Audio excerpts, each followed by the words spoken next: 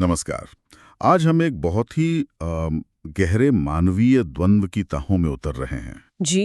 ये हजारों साल पहले युद्ध भूमि में उभरा था, पर इसकी गूंज मुझे लगता है आज भी उतनी ही सच्ची है। बिल्कुल। हम भगवत गीता के पहले अध्याय के 33वें श्लोक और उसकी जो व्याख्याएं हैं उन पे थोड़ा ध्यान देंगे। हाँ, ये बहुत महत्वपूर्ण श्लोक है। हमारे पास जो स्रोत हैं वो अर्जुन के उस तीव्र विषाद, उस गहरे दुख को समझने में मदद करते हैं जब वो कुरुक्षेत्र में अपने ही प्रियजनों को सामने देखते हैं दुश्मन के तौर पर। तो सवाल सिर्फ ये नहीं कि सामने कौन है, बल्कि ये कि इन खास लोगों की मौजूदगी अर्जुन को इतना ज्यादा क्यों झकझोर देती है, क्यों उनकी पीड़ा इतनी असाधारण लगती है। सही कहा। ये समझना जरूरी है कि वो कौन थे और क्यों उनका वहां होना इतना मायने रखता था। हाँ, क्योंकि जीवन में अक्सर ऐसे मोड़ आते हैं ना जहां कर्तव्य और स्नेह, रिश्ते, इनके बीच चुनना बहुत मुश्किल हो जाता है। बिल्कुल। तो चलिए इस श्लोक के जरिए इस दुविधा को थोड़ा और समझने की कोशिश करते हैं और देखते हैं कि स्रोत इसकी व्याख्या कैसे करते हैं। जरूर। तो श्लोक है त इमेव स्थिता युद्धे प्राणांस त्यक्त्वा ढनानि च आचार्या पितरा पुत्रा तथैव च पितामहा। पहली नजर में देखें तो शायद एक लिस्ट सी लगे ये। हाँ, लग सकती है। लेकिन इसमें तो गहरे अर्थ छिपे हैं ना, आप इसे कैसे खोलेंगे? बिल्कुल। देखिए, शुरुआत होती है त इमे वस्थिता युद्धे से, मतलब वे ये सब यहाँ युद्ध में खड़े हैं। पर यहाँ ये जो इमे शब्द है ना, ये बहुत महत्वपूर्ण है। व्याख्या बताती है कि ये सिर्फ कोई दूर से दिख रहे लोग नहीं है।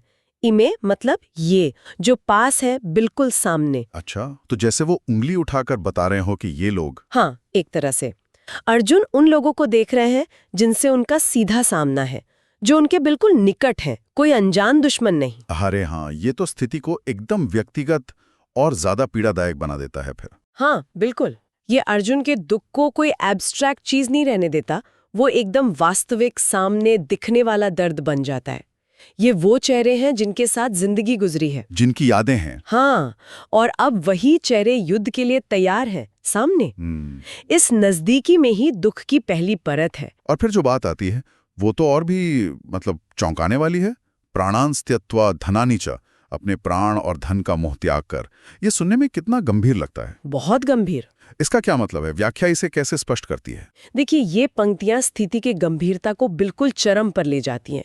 व्याख्या इस पर बहुत जोर देती है कि ये लोग सिर्फ वहां खड़े नहीं है, किसी दिखावे के लिए या आधे अधूरे मन से नहीं आए। अच्छा। प्राणांस त्यक्त्वा धनानि च का मतलब है कि उन्होंने अपना सब कुछ दांव पर लगा दिया है। अपनी जान, अपनी संपत्ति, अपना भविष्य, सब कुछ। वो मरने मारने के पक्के इरादे से आए हैं। बाप रे, यानी कि कोई बातचीत, कोई समझौते की गुंजाइश नहीं है। बिल्कुल नहीं। ये तो पूरी तरह से आर पार की लड़ाई का ऐलान है, वो भी उन लोगों की तरफ से जिनसे अर्जुन शायद कुछ और उम्मीद कर रहे होंगे। ये जानना अर्जुन के लिए कितना भयानक रहा होगा। अत्यंत भयानक।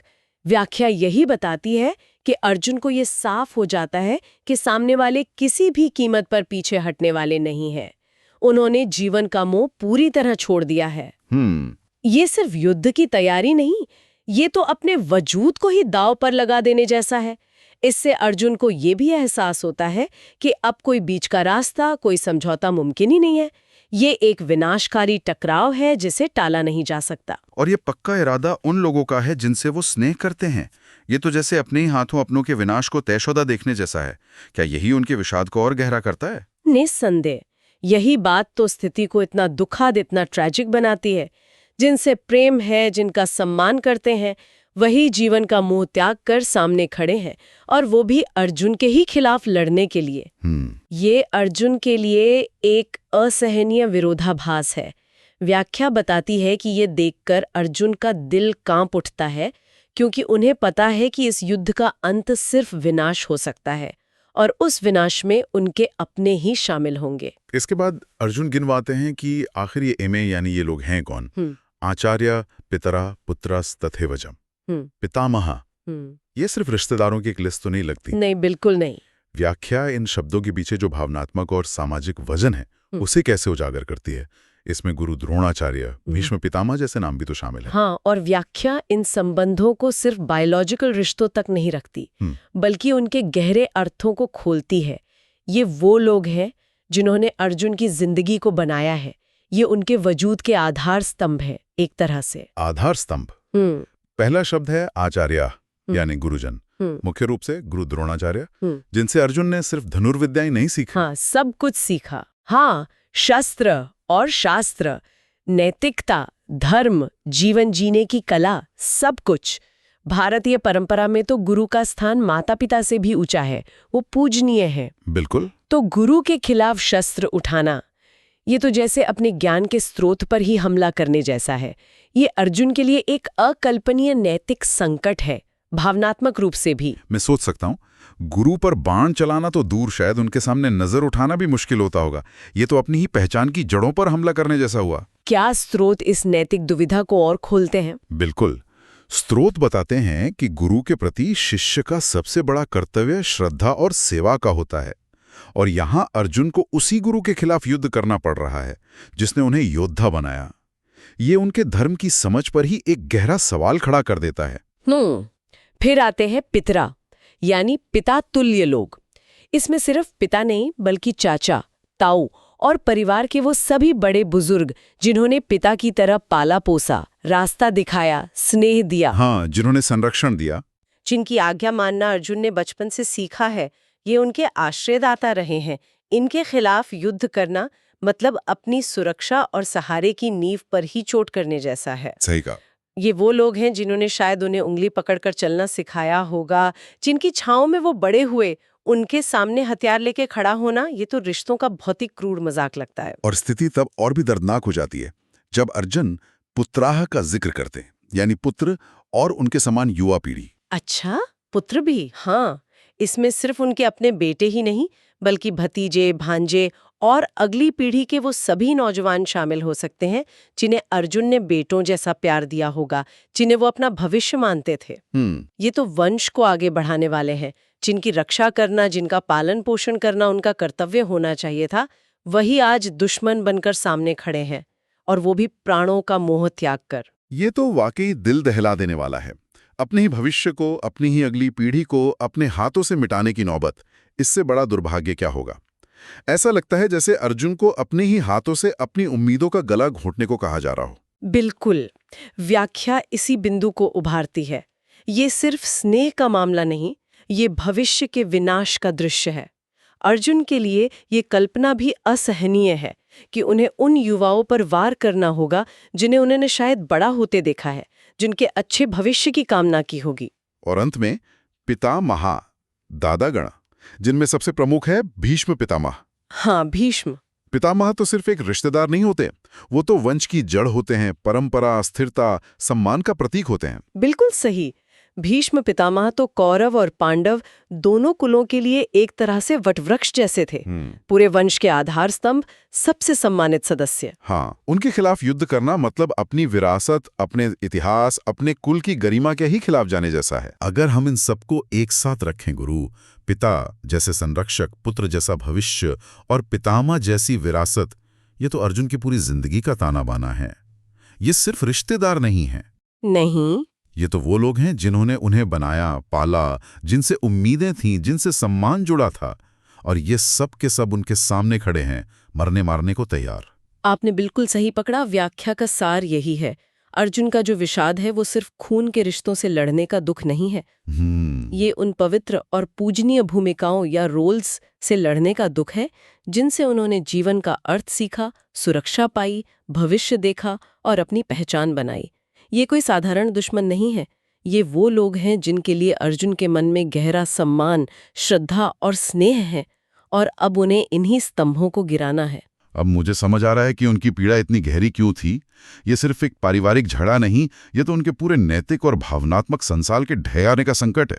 जब नींव ही हिल जाए तो इमारत कैसे खड़ी रह सकती है। हाँ, और यही स्थिति की विडंबना को और भी गहरा कर देता है। स्रोत इस बात पर भी इशारा करते हैं, जैसा कि पिछले श्लोकों से पता चलता है, कि अर्जुन शायद ये युद्ध अपने इन्हीं प्रियजनों के सुख और अधिकार के लिए लड़ना चाहते थे। अच्छा। हाँ, वो सोच रहे होंगे कि राज्य जीतकर वे अपने परिवार को सुख देंगे। लेकिन यहाँ तो पासा ही पलट गया। जिनके लिए शायद वो जीतना चाहते थे, वही लोग आज उनसे लड़ने के लिए अपने प्राण और धन का मोह त्याग कर सामने खड़े हैं। बिल्कुल। इस जीत का फिर मतलब ही क्या रह जाएगा? अगर जीतना भी है तो किसके लिए, जब वही नहीं रहेंगे जिनके सुख के लिए सब किया जा रहा है। और यही व्याख्या के अनुसार अर्जुन के विषाद उस गहरे दुख, हताशा और भ्रम का असली कारण है। ये सिर्फ भावनात्मक मोह नहीं है, ये गहरे अर्थहीनता, एक मीनिंगलेसनेस का एहसास है। अर्जुन के सामने ये भयानक सवाल खड़ा हो जाता है कि इस युद्ध का मकसद क्या है? अगर जीत उन लोगों की लाशों पर चलकर मिलेगी जिनके लिए ये जीत हासिल की जानी थी, तो ऐसी जीत की कीमत क्या है? सही बात है। ये उनके व्यक्तिगत मूल्यों, उनके जीवन के लक्ष्यों और दुनिया को देखने के उनके नजरिए का पूरी तरह से ढह जाना है। ये सिर्फ एक युद्ध नहीं रह जाता फिर, ये उनके पूरे जीवन के अर्थ पर, उनके होने के कारण पर ही एक सवाल बन जाता है। जीत भी हार जैसी लगने लगती है। बिल्कुल। व्याख्या इसी विडंबना पर जोर देती है कि जिनके लिए वे जी रहे थे, जिनके सुख के लिए वे शायद राजपाट और धन दौलत चाहते थे, वही अब उनके खिलाफ अपना सब कुछ त्याग कर लड़ने और मरने को तैयार हैं। ये अर्जुन के लिए एक ऐसी स्थिति है जहां कर्म यानी युद्ध का फल यानी विजय ही बेकार और भयानक लग रहा है। उनका विषाद सिर्फ मोह या डर नहीं, बल्कि एक गहरे दार्शनिक संकट से उपजता है, कर्म के अर्थ और उद्देश्य का संकट। तो आज हमने समझा कि भगवद गीता के अध्याय 1 का ये 33वां श्लोक कितना गहरा है। अर्जुन का दुख सिर्फ संबंधियों से लड़ने का नहीं था, ये उन पवित्र भूमिकाओं, गुरु, पिता, पुत्र, पितामह के सम्मान से जुड़ा था जो उनके जीवन के आधार थे। हाँ। और जब उन्होंने इन्हीं पूजनीय लोगों को अपने प्राणों का मोह त्याग कर मरने मारने के पक्के इरादे के साथ अपने सामने खड़े देखा, तो वो पूरी तरह टूट गए। ये उनके लिए सिर्फ एक बाहरी युद्ध नहीं, बल्कि अपने ही वजूद की नींव पर चोट थी। एक ऐसी लड़ाई जिसका नतीजा हर हाल में विनाशकारी और अर्थहीन नजर आ रहा था। और यहीं से एक बहुत महत्वपूर्ण विचार करने लायक सवाल उठता है, जो स्रोत सामग्री की भावना से तो जुड़ा है, भले ही सीधे इस श्लोक में न कहा गया हो। अच्छा, क्या? देखिए, ये श्लोक और इसकी व्याख्या अर्जुन के व्यक्तिगत संबंधों, उनके निजी स्नेह और सम्मान पर आधारित नैतिक संघर्ष को चरम पर दिखाते हैं। उनका दुख उनके अपने मूल्यों और रिश्तों की दुनिया से निकला है। हाँ, ये तो स्पष्ट है। लेकिन तब क्या होता है जब ये व्यक्तिगत धर्म, जिसमें स्नेह, सम्मान, कृतज्ञता जैसे भाव हैं, एक बड़े सामाजिक या कहें कि योद्धा धर्म, एक क्षत्रिय के नाते युद्ध करने का कर्तव्य से टकराता है? हाँ, ये एक बहुत बड़ा सवाल है। यहाँ अर्जुन का द्वंद्व बहुत ही निजी लग रहा है, उनके अपने लोगों से जुड़ा हुआ। लेकिन वो एक योद्धा भी हैं, उनका एक सामाजिक कर्तव्य भी है। ये दोनों कर्तव्य जब आमने सामने आ जाएं, तो रास्ता क्या हो? बिल्कुल। और ये श्लोक असल में उस बड़े संघर्ष की जमीन तैयार करता है जिसकी विस्तृत चर्चा गीता में आगे होती है। अर्जुन का ये विषाद सिर्फ एक पल का भावनात्मक उबाल नहीं है, नहीं, बल्कि यह उस गहरे दार्शनिक सवाल की शुरुआत है, व्यक्ति के निजी कर्तव्य स्वधर्म और उसके बड़े सामाजिक या नैतिक कर्तव्य धर्म के बीच संतुलन कैसे बने। जब व्यक्तिगत भावनाएं और सामाजिक जिम्मेदारी टकराती हैं, तो सही रास्ता क्या है? ये श्लोक हमें इसी गहरे मंथन के दरवाजे पर लाकर खड़ा कर देता है, जिस पर आगे विचार किया जा सकता है।